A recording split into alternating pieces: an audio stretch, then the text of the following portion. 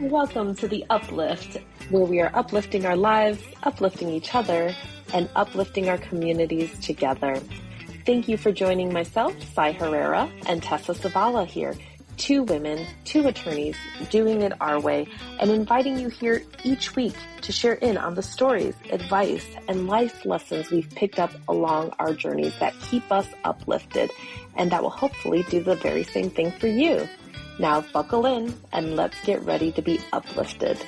Hej, det här är Tessa och som alltid jag är med den underbara, liksom solsken människor Sai.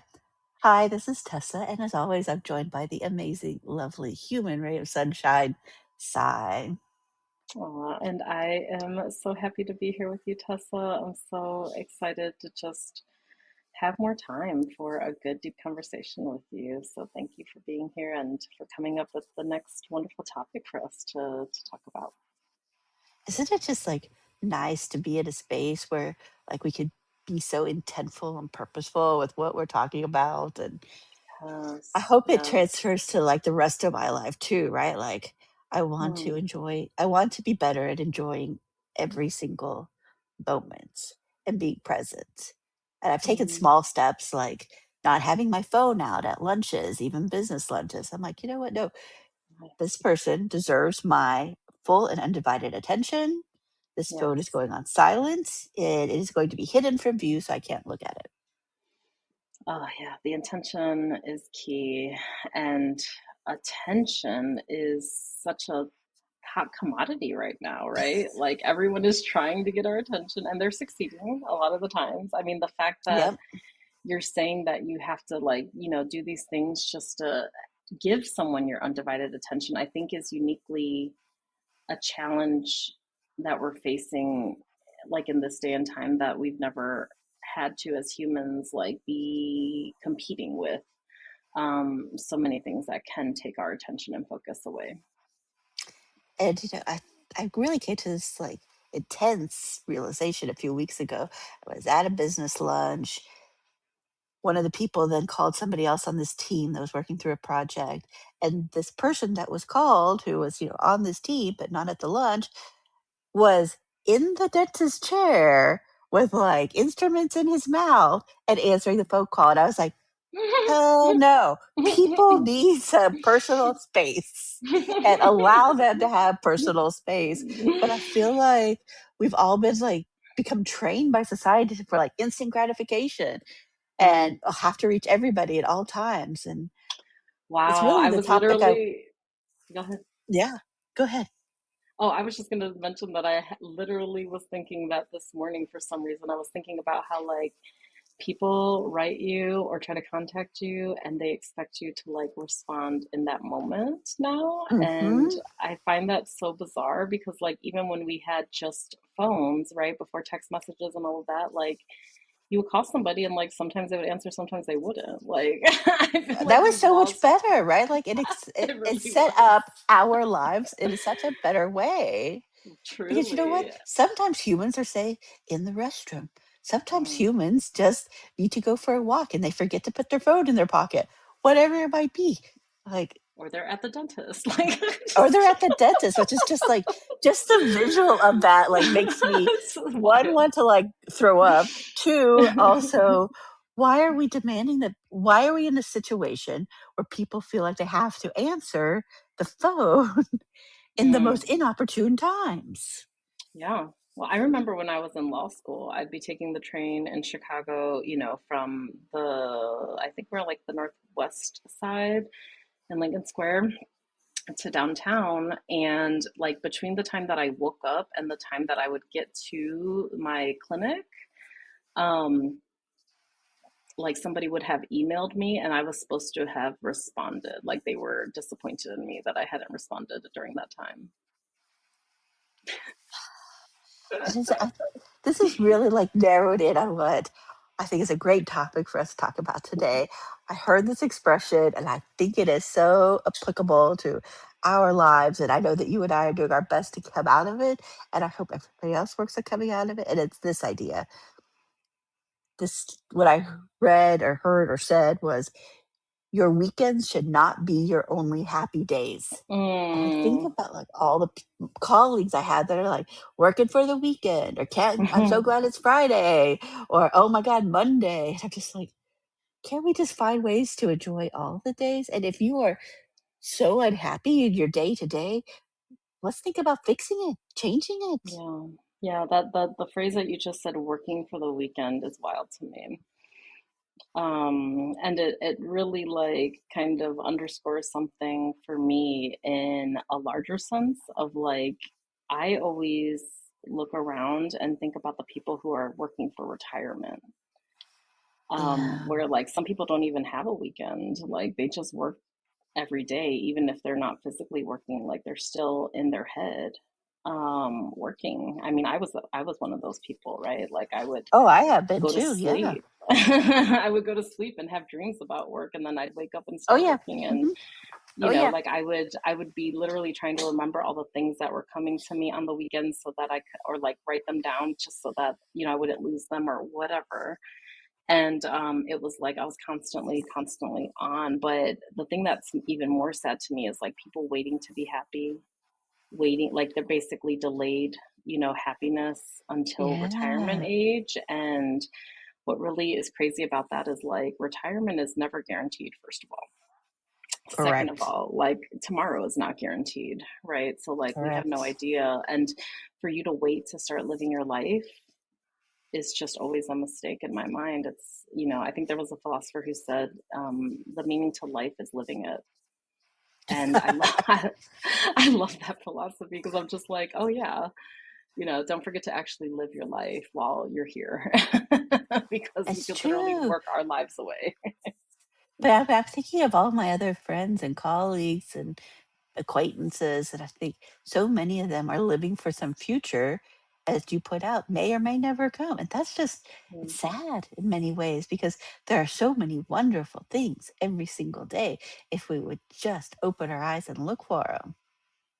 absolutely. What are some of the ways that you are able to do that? I had a friend ask me the other day, like, when and how do you experience joy? And so I How wonder did if you that's a good respond? framing. Yeah. Well, I feel like my responses are so weird and cryptic now because, like I've been I've been studying a lot of, Buddhist principles and practices, and it's changed me and the way my worldview and my practice and just kind of everything in my day. Whereas, a few years ago, I would have said like, oh, I get joy from seeing my baby girl smile. I get joy from swimming or whatever. Music. I love music, right? But the way that I answered her, which was just last week, was I said, I find joy every day in lots of little ways. And I told her that, when I wake up in the morning and I take my dog outside in the backyard, um, I take every step very intentionally, like, it's a kiss to the ground. And I leave my phone behind, I leave everything behind. I just go walk in the garden and I breathe in and look around at all of the beauty of nature. I see butterflies and bees and birds and flowers and plants and weeds and all the things in the garden. And I feel joy. Like I feel joy because I'm actually present in that moment and I'm experiencing life and all that it has to offer in that moment. And so, that was like my first answer. And then I started going on to like how I can experience joy while I'm doing dishes, which used to be like such a chore for me that I like, dreaded it type thing. And now I'm like, oh, I feel the water on my hands and I feel so grateful to have clean water coming from this tap. Like it's just so different in that you can touch joy any Yeah. moment, really. As long as you're willing to like actually be present in that moment and be grateful for that moment. And one thing that amazes me on a almost daily basis is that the most joyful things that I encounter have nothing to do with spending money or acquiring anything, Mm, which absolutely that. is And that, like yes. a rebellion, it seems like, in today's society. Well, that's the lie that we've been fed, right? Yeah. And I mean, what's really interesting about that is like, I think I've said this before, but Russell Brand, I think, said one time, I wish everyone could just be rich and famous so that they could understand that that's not it. And that is something that I've learned through my professional career is that the people at the top are usually the loneliest. Mm, mm. They have And nobody usually they the can trust and unhappiest. rely on, and oh, so Yeah, unhappy. yeah, Like joy does yeah. not even enter their mindset, and Mm. they tend to say some things that can be not great. Yeah, And but and that's certainly just a reflection of what's going it on is. inside, right? Yep, So yep. it makes But I think sense. And that, yeah.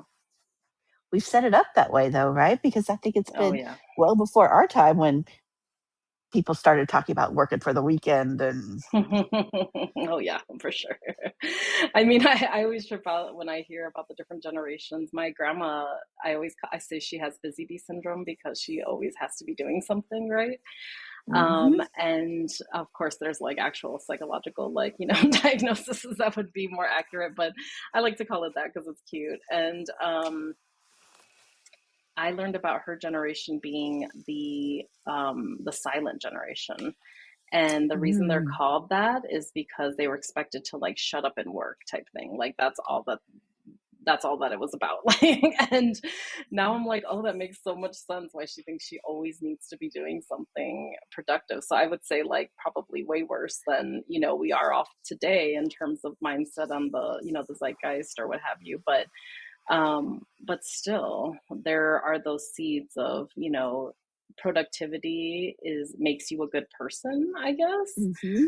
Mhm. I've even had talks with people who I love dearly who, like, they're such incredible people just for who they are, but they feel like they can never do enough really to, like, I don't know what they're Yeah. trying to earn or prove, but it's like they're just like, I have to martyr myself in this one place in public interest, law or whatever to show the world like this, I'm good, essentially. And that That's breaks my heart. interesting Yeah. interesting part of it though, that they're not doing it for themselves. They're doing it Mm, because they want to show somebody else, mm, which yeah. I think, Yep. you know, an excellent description of what you see on social media is that a lot of it is performative as opposed to just people enjoying their weirdness and their joy. And I wish we saw more genuine weirdness and joy in social media. Oh yeah. Maybe we should make a weird feed, like to Oh, I weirdos love only. that, right? Like, I want to see the No cute person pictures. Yeah.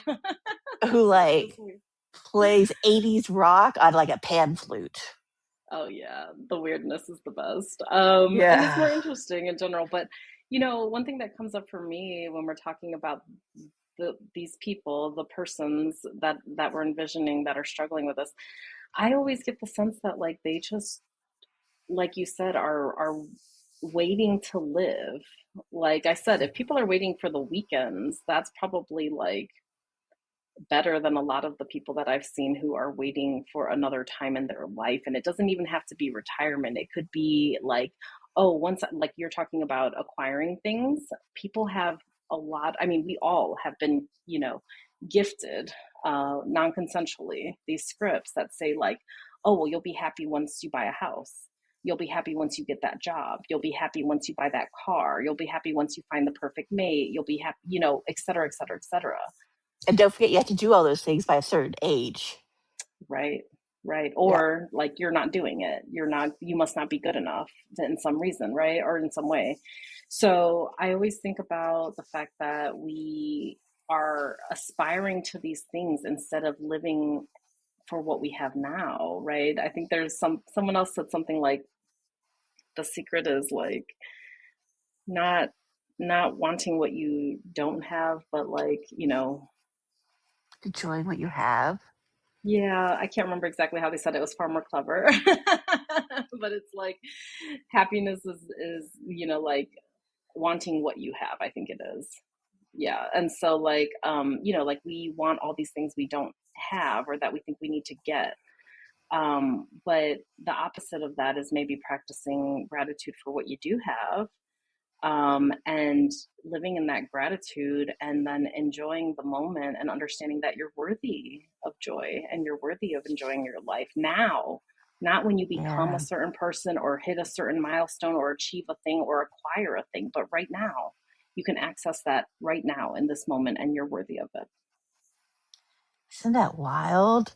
I mean, how life changing it is to start enjoying the moment. I had this kind of epiphany last weekend where I did zero work. I didn't even think about Ooh, work. And ooh. instead, I did the following things. And at some point in time, I said to myself, why does this feel like a trad wife? And then I'm like, I'm not a trad wife. And then I realized this is just old world slow living. The things I did were Mm, I baked a coffee cake because I've been trying to bake a coffee cake every weekend to enjoy for the next few days yum. and tried to figure out, planning for future brunches on like good coffee cakes versus bad Yes. coffee cakes as opposed to what else is out there in the world. And then I did a little sewing.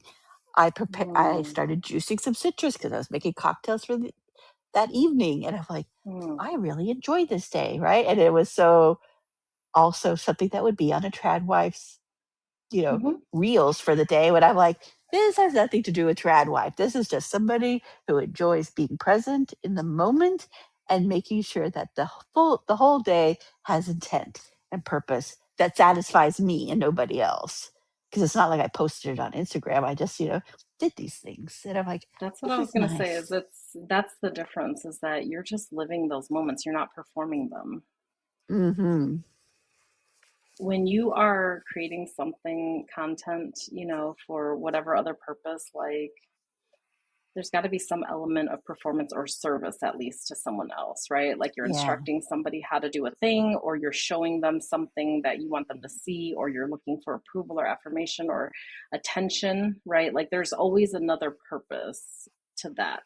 But to just be in your home and doing the things that feel good, like that, that's a whole different thing. And I feel like we oftentimes don't give ourselves permission to do that, or even like we're afraid to let go of the worries and the stresses and the constant thinking. What I have found actually to that point is that the brain is just one of the places where our intelligence comes from, right? Like, Oh, interesting. Tell me more.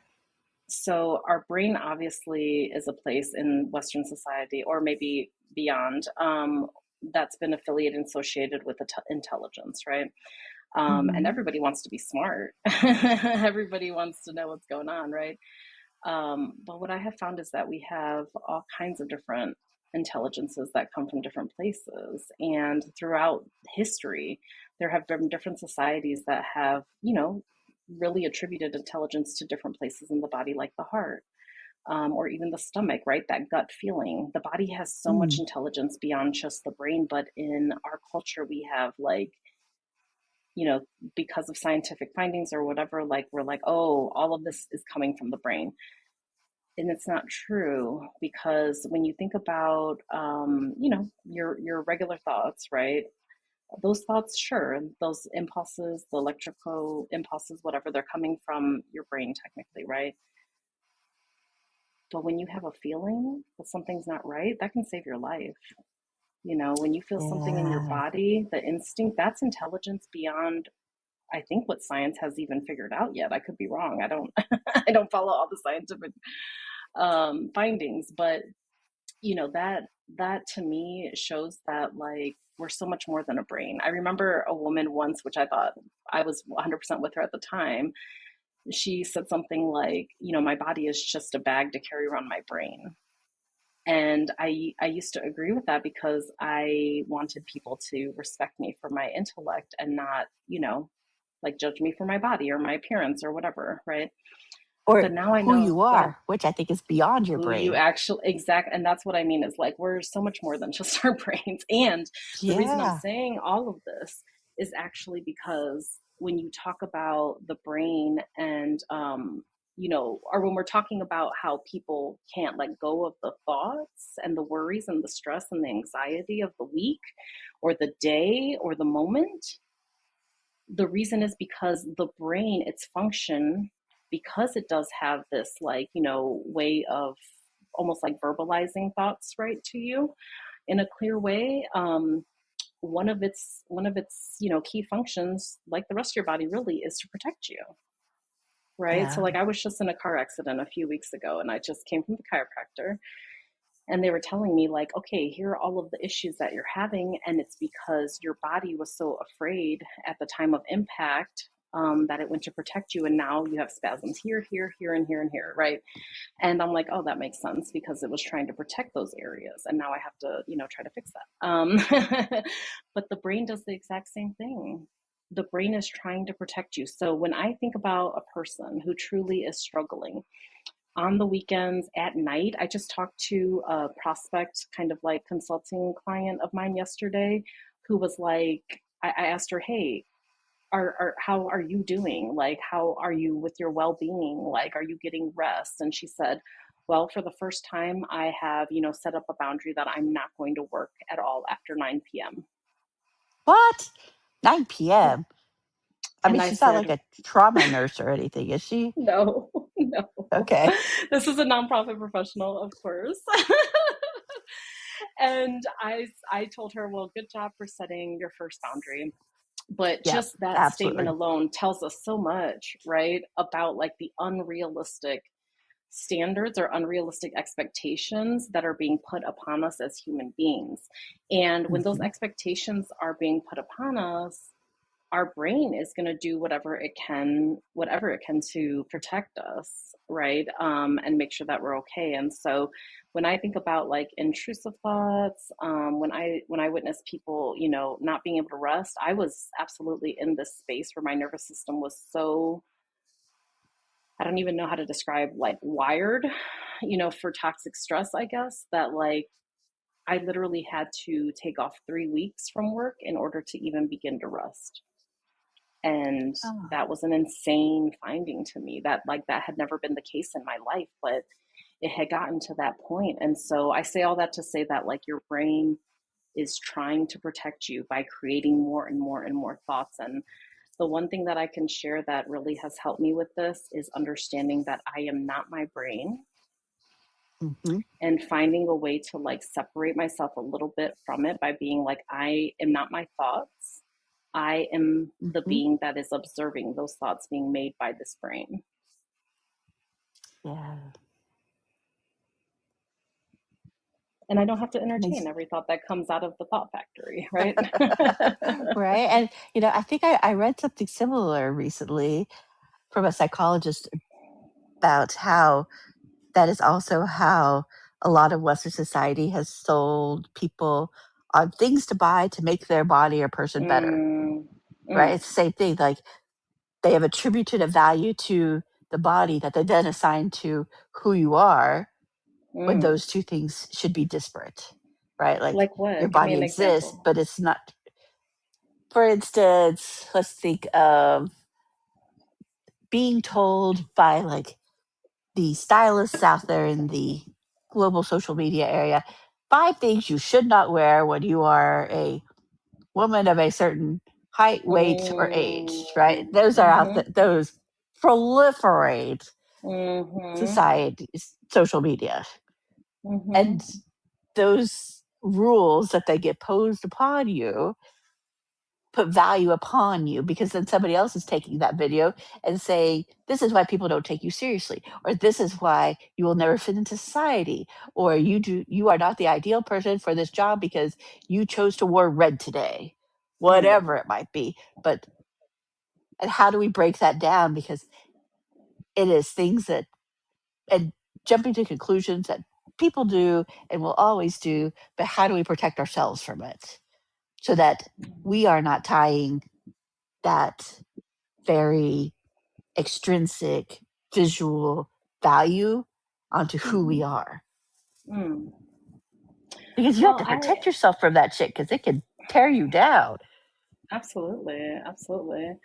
Yeah, I mean, this is one of the reasons why, I think a lot about my information diet. And Hmm. I know we've talked about how, you've been able to basically kind of hack your algorithm to where Yes. you're only seeing the things that you want to see. But like for me, I still haven't gotten there where it's like once in a while I'll see something on, like a headline come up on YouTube and I'm like, no, I don't want to see that. Like that's not what I'm looking for right now. Okay. Yep. But it takes me back to something that, has been coming up in our conversations over and over again. And something that really inspires me by you is, your strong sense of self. And when you have a strong sense of self, whatever that means for you, I think that's when things become less influential on you, right? And Yeah. so, advertising, especially, and in this new age, I mean, basically, if you don't know, like, social media is mostly just that, in my opinion. It's just a way of making you think and see the world differently so that you will buy different things in a lot of ways and a lot of times. I mean, there are people making incredible content for probably great purposes like what we're doing, but so much of it has been, hijacked by just, companies that do what they do. They make money, right? They just sell things. Oh yeah. And so I feel like we need to always make sure that we have a strong core sense of self before we expose ourselves to anything that might take us over in those ways. And social media is just one of a million examples. It can be a person who will take advantage of you. It could be, Your family. news. It could be family. It could be like frenemies, I'll say. It could be like even like people who give unsolicited advice or disses, Ugh. like we talk about how people give Unsolicited advice. unsolicited advice, but like some people also just give unsolicited insults for no reason, just like, why would you wear that or whatever, and I hate when people put it in the form of a question because I'm like, questions are for finding information and not for insulting people. But anyways, That or uh, what about the people who say things like, "I'm only saying this for your benefit because I'm worried about oh, you." I'm just being Right? Like you blunt should. and extremely honest with you. Yeah, no. If I didn't ask your opinion, I guarantee I'm probably not going to because I know who I am. But why are you doing that to somebody else? Except in my mind, I think they want to feel better about themselves by Yeah. being mean to people because I think they know that they're being mean, which is I, not cool I, in my opinion. sometimes I don't even know if people are that conscious. Like, I feel like we're giving people too much credit Okay, in you that you make a way. valid point. Only, Yep. only because, like, we know from psychology that so many people operate from the subconscious. And so many times, like, people don't even know why they're doing the things. Like, they might understand later that, like, oh, that was kind of mean or harsh or whatever. But, like, in the moment, they may have no idea why they're saying what they're saying. And it's usually them telling on themselves, telling you about their insecurities, telling them about, I'm sorry, telling you about why they don't think they could do what you're doing or that, they wouldn't even try. So many times it's just, literally a reflection of what's going on inside of them in terms of their insecurity. And I don't know that they're even, being malicious or intentionally mean. I think that they literally just have like an itch that needs to be scratched and it makes them feel better when they do But for me, I think be more self-aware, people. But it. That part. I know that is a hard step to take. I also understand that those people who are doing those things are the people who are working for the weekend and who don't want to spend time in their homes. They're just planning their next vacation. A- And I'm like, I just want you to love yourself more and allow yourself to be happy in the moment. And when you allow yourself to be happy in the Mm. moment, I think you're less likely to intentionally or unintentionally say the things that hurt other people or do things that Absolutely. hurt No, other people. absolutely. I think absolutely that's true because everyone, all of us know somebody who like just loves to gossip, right? They just love Mhm. talking shit about other people, basically. They love, Yep. even if it's behind their back versus, right in their face, there are people who find so much, whatever pleasure in doing that. And I always think about like those people, and I feel, empathy and some pity for them, because I think like, what is going on in your life that you have to do this to feel good? Like it must be a really desperate situation. And so I wonder for Or you, who Tessa, hurt you? like, or who hurt you. That's one of the first things I when I just observe people's behavior, I immediately think like, who hurt you? What did they do? What did they do to Yeah. you? Because people wear their hurt in behavior. So I have two questions for you. One, because I think that the only way we can really enjoy the moment is when we feel really a sense of self and worthiness to do so. So my first question is like, even though you've had a strong sense of self since childhood, as we know, um, is there any way in which you have some kind of practice to help, give you a stronger sense of self when it's weaker? And then the other question I have is, how do you actually get into the practice of enjoying the moment? The first one, I was very lucky for first memories. I remember my grandmother in Sweden always saying, Tessa hon kan, which means Tessa she can. And Mm. it was just a statement she made, and it was like didn't even cross her mind, but she said it my entire life as long as she lived. And it every time that I doubt myself, I could hear her voice saying that. And that is a huge benefit. And that's something that I think everyone should say to themselves, right? Because you can. You have survived every bad thing that has happened to you. You Mm. can see the good in things, and you can hope and see and know that everything will work out. Because if you allow yourself the space to catastrophize everything, you should also Mm. allow your time and space the ability to see that it'll work out for the highest and best possible ways that you can imagine and beyond. I think I've lost your second Beautiful. question. That's okay. I love that answer. I'll give you my second question again, but before I do, I want to say that there's an opportunity for practice in what you just said. So, I do it, we all do it probably. Like, I know so many people who do it, some more than others. But the catastrophizing that you mentioned, one of the ways that I have used that to my benefit is like, I always used to be like, well, what's the worst case scenario? And now, instead of just saying, even if I go there, because sometimes that brings me comfort to be like, well, the worst that can happen is this, and that's not that bad, right? So Yeah, even if I think about the worst case scenario, now I just add, and what's the best case scenario? so And just good. to say, just to say it out loud, because it's like you're talking to your body, you're telling your body what is and isn't. You're telling your body, what to be and what to prepare for. And so if you only think about the bad and never think about the good, then your body's always going to be in survival mode. And again, that's how you get repetitive intrusive thoughts, because your mind is producing all the thoughts because it's in survival mode, it's in panic mode, it's trying to save you, it's trying to protect you. So that's why I'm always like, maybe at least a little balance, we could think about both. And um anytime I mhm, get bad thoughts, because they happen to mhm, everybody. mhm, And sometimes I recognize it immediately. Sometimes they come up a couple times and then I recognize them, or mm, multiple times and I recognize them.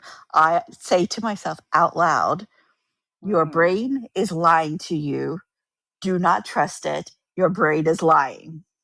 Yeah, yeah, And that stops yeah. me. It's enough for me. And then if I don't stop immediately, then I'm like, the only reason you're saying this to yourself is because society has instructed you. This is how you should view yourself. And screw that. We rebel against society. That is our DNA. I love it. And I relate to it in that I talk to my brain, but I like do more of a motherly thing where I don't say it's lying. I just say like, I know you're trying to protect me. Thank you. Oh, But we don't need that right now. We don't need any more thoughts like that right now. yeah. And that really helps me, especially when I'm trying to sleep, if I have intrusive thoughts, because, like things will come up and then I'll start engaging them. And then I go, wait a minute, do I want to be engaging this? No.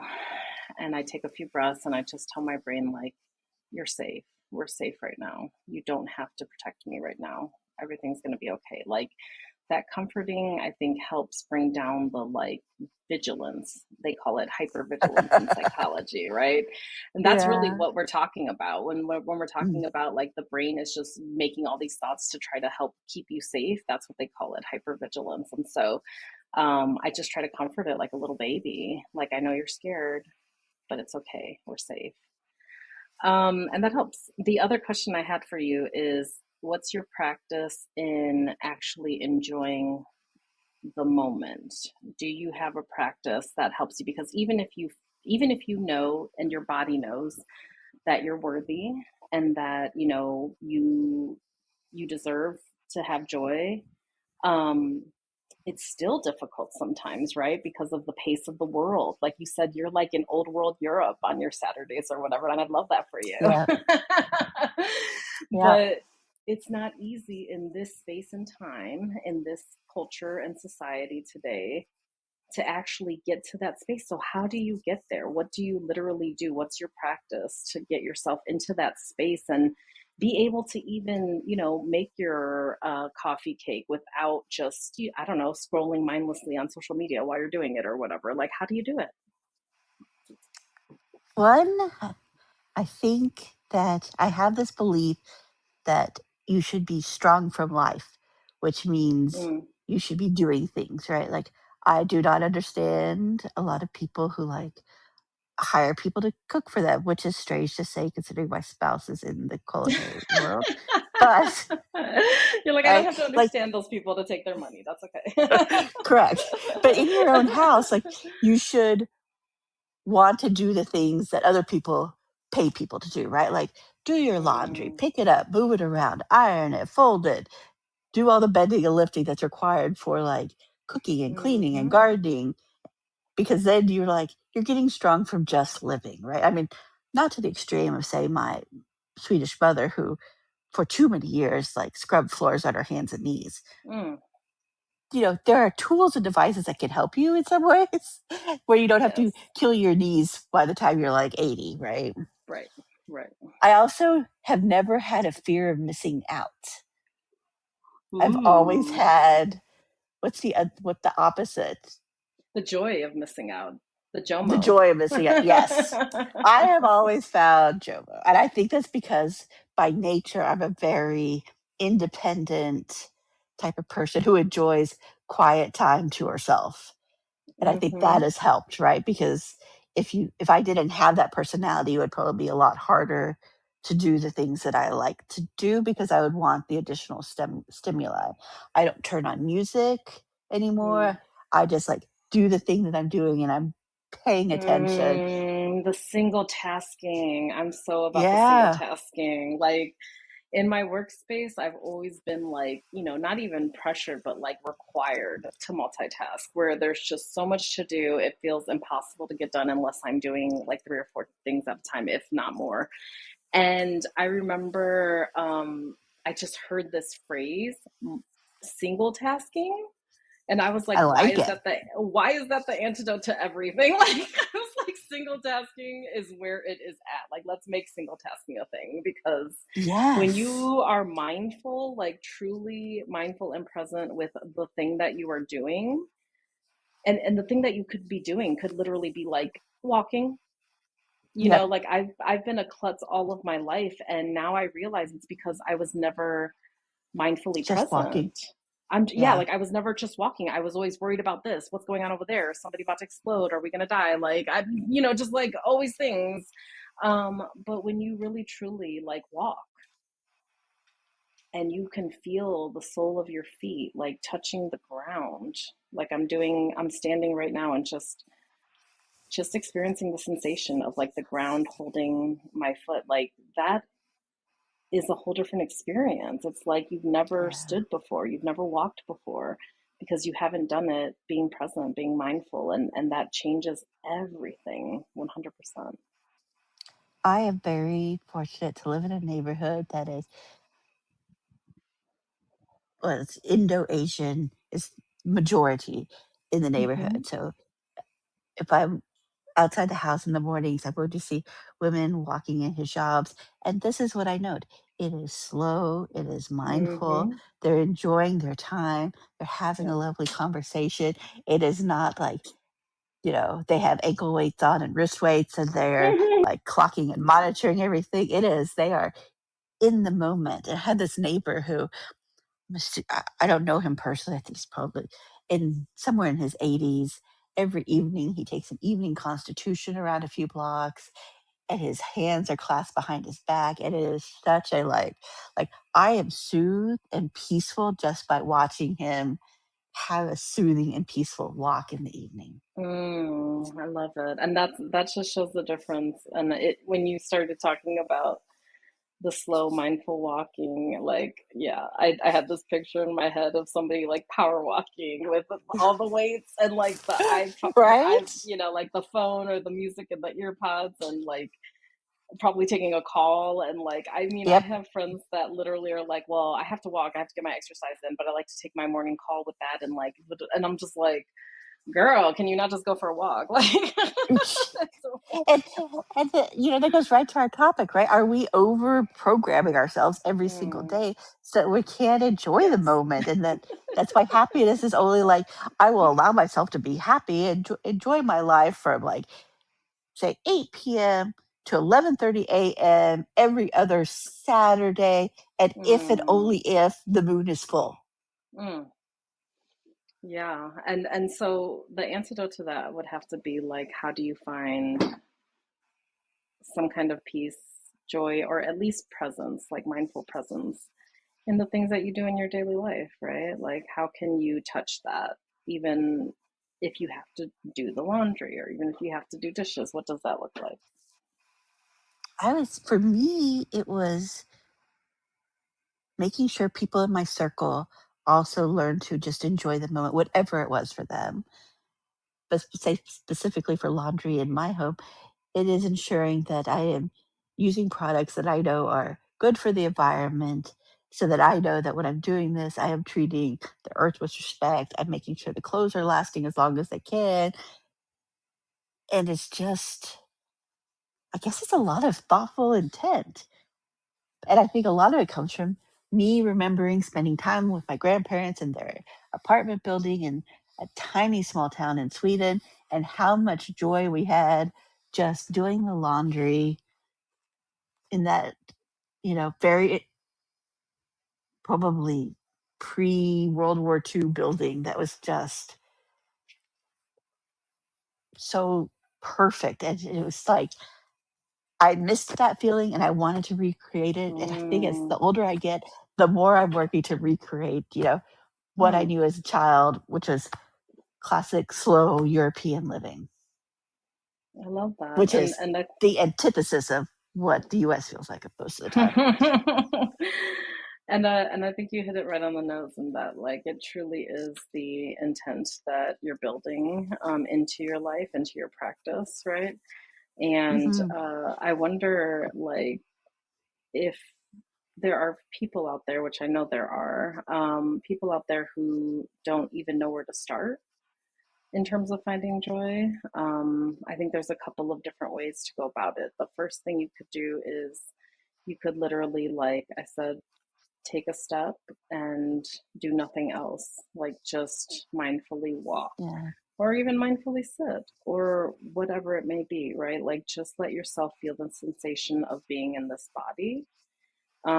But then the other way that, I'm inspired by you to say is maybe go back in your memories and try to remember a time in your life, whether it was childhood or some other time in your life where you really felt true joy and you just felt Yeah.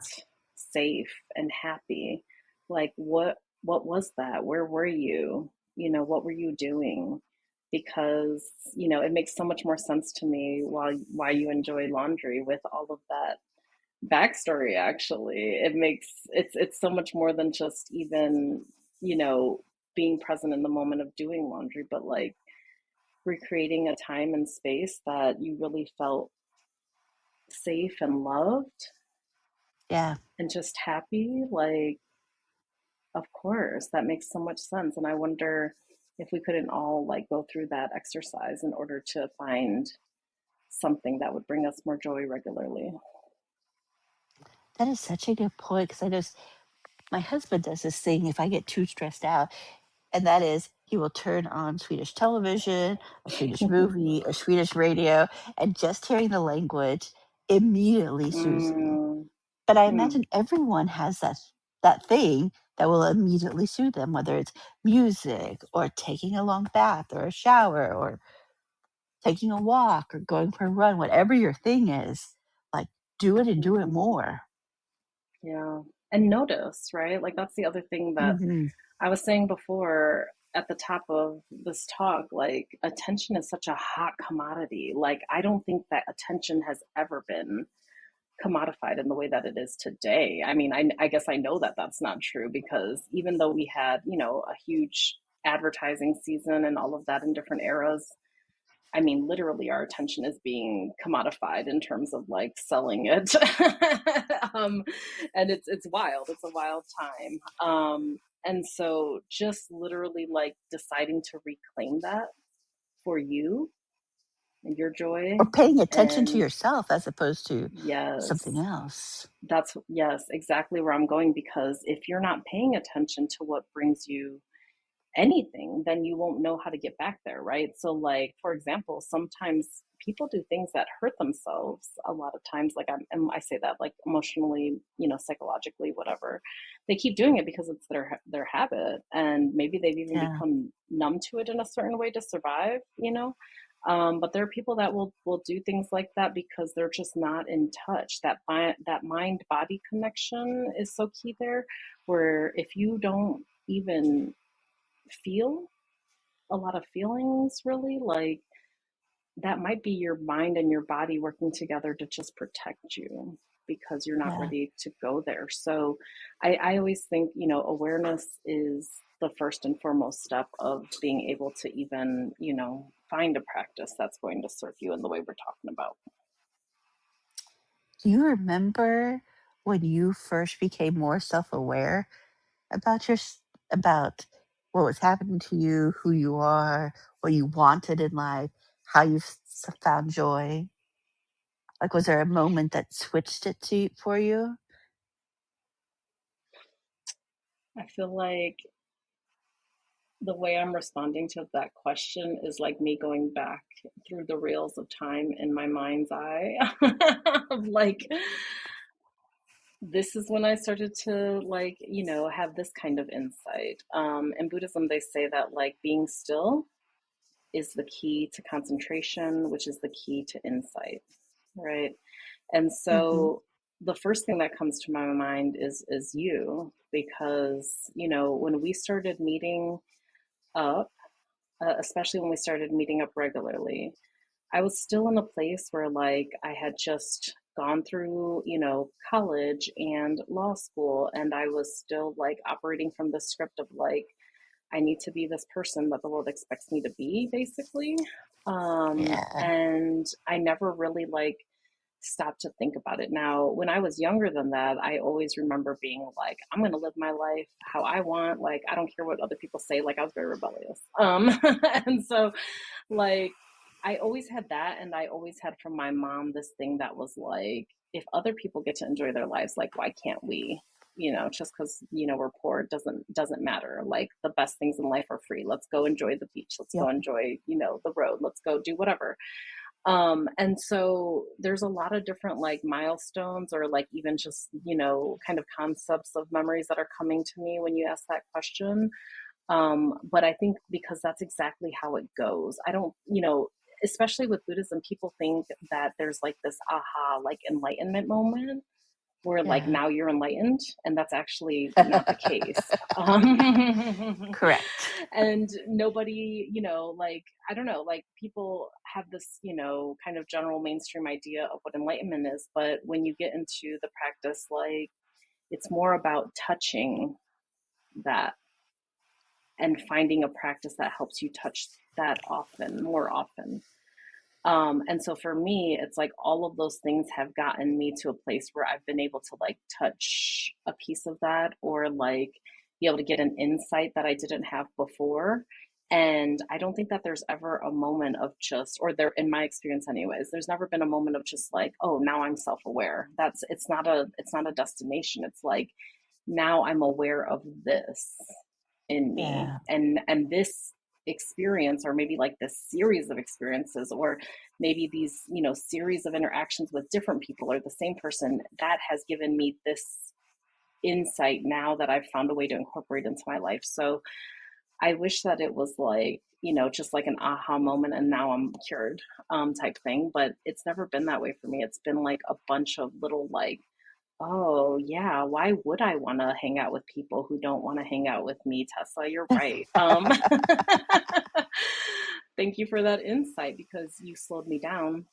It gave me an opportunity to actually process with somebody who could process with me on my level, type thing, right? And so it's that kind of thing where if you have stillness and you have space to even cultivate some kind of concentration, then you can touch that inside, and you can touch, what people might call enlightenment, or they might call peace, or whatever, right? You find something new. So I've felt that at lots of different times in my life. There's been a lot of, moments where I'm like, oh. And one of the biggest moments for me has been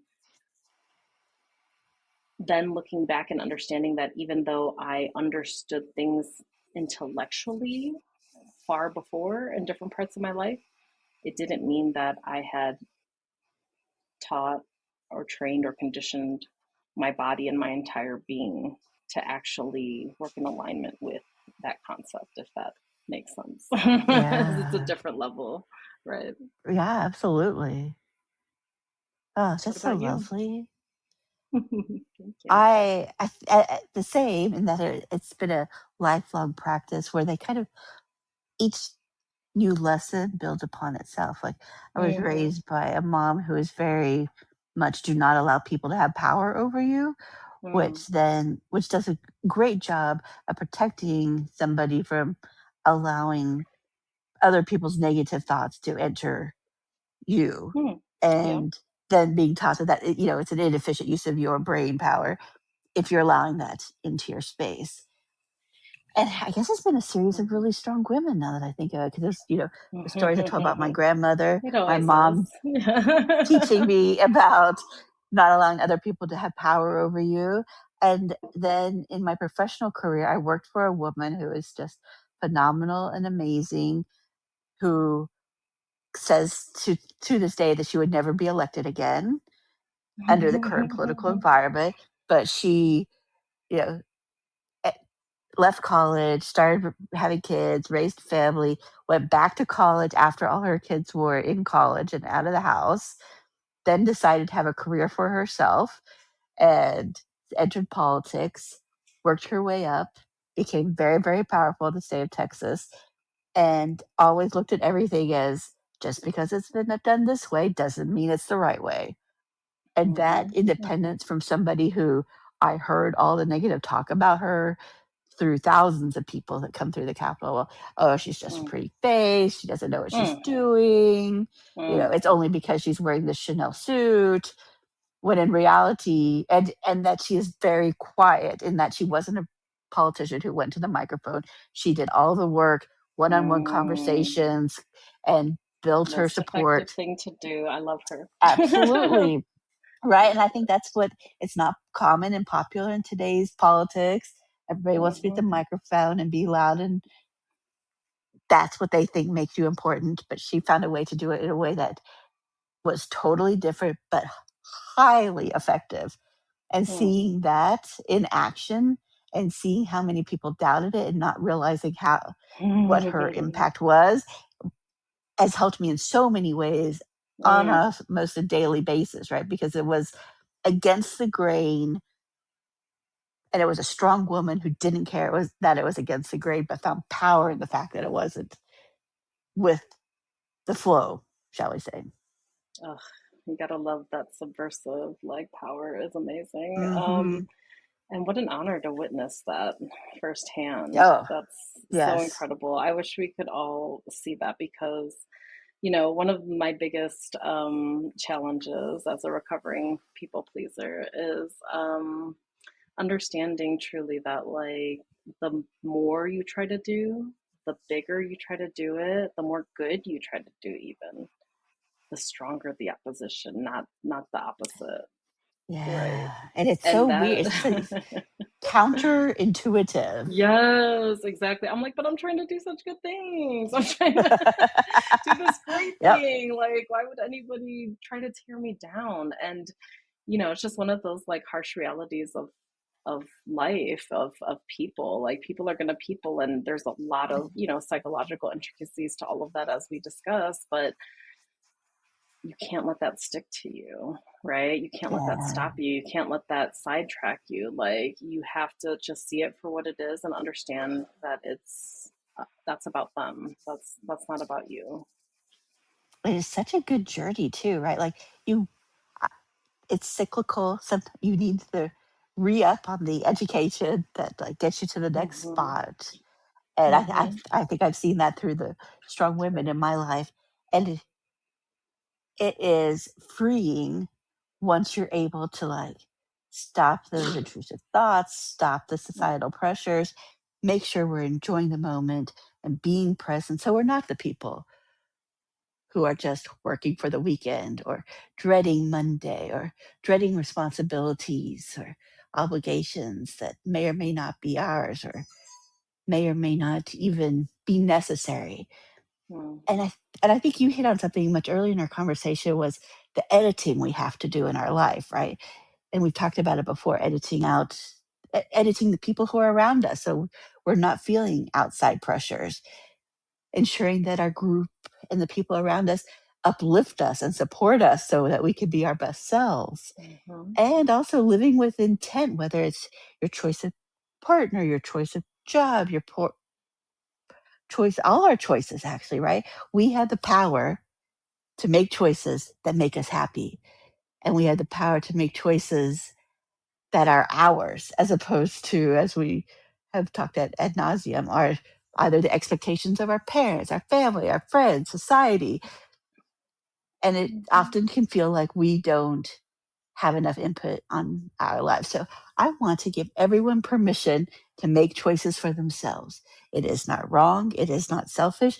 It is who, in my opinion, you are and you deserve to be because you have the power to make choices for yourself. It's beautiful. And as you were speaking that, I was thinking upstream, as I always do. And what came up for me is thinking about how so many people, even before they get to the place where they can make decisions for themselves, like, they have to be in touch with themselves to know what they really Mm, want, and that it's not coming from someone or something else that was just ingrained in them. yeah. So, what I want to encourage folks to do, to get to this place where you can really enjoy life and live life while you're living, is slow down Yeah. whenever you can, as much as you can, as slow as you can. Be forgiving with yourself. Be gentle with yourself. Don't set any crazy expectations. Just, if you think about you might need a pause, like, pause. You know, Trust yourself, right? Like, yes. trust when you have that feeling if it's good for you or it's not Mm-hmm. helping you. Mm-hmm. Yeah. Take a long, deep breath in and a slow breath out, and just check in with yourself. Just check in on where you feel anything in your body. Do you feel numbness? Do you feel stillness? Do you feel pain? Do you feel, tension? Like, the body will tell you a lot about what you're experiencing and what you need. Um, and then the last thing I want to offer is just, when you get to the place where you can, please ask for help, because some of us just we have to process with another person. We have to Yeah. have somebody who can hear us. We have to have somebody that can reflect back to us what we're already saying and the knowledge we already have. Somebody who makes you And feel safe, like you do for me. yes, same, same. And that's why I'm saying that you're my inspiration, because I didn't even know I needed you in my life. I Aw. had no idea. I thought I needed more career. Like that's where I was at that time in my life of like, how do I build something? Because I'm surviving poverty, right? Yeah. Like my mind, I'm surviving the trauma of poverty, and I have to figure out how to make sure I'm always safe and secure. But it was so much more and so much better than that. And having you be that person that I could really relate to, be that person that could really hear me, that could relate to me in a way to like, again, like not just reflect back, but to share your insights and experience. And so, this is the reason why this podcast began, because I thought, oh Lord, everyone needs a Tessa. How do we get everyone a Tessa? If they don't have one, it's tragic, so I think everyone can have that person in their lives if they're willing to go to that place where they're vulnerable enough to Yeah. ask and open up, pieces of themselves that maybe they've been hiding for safety. Vulnerability is not an easy thing to do, and if you're doing it, good for you.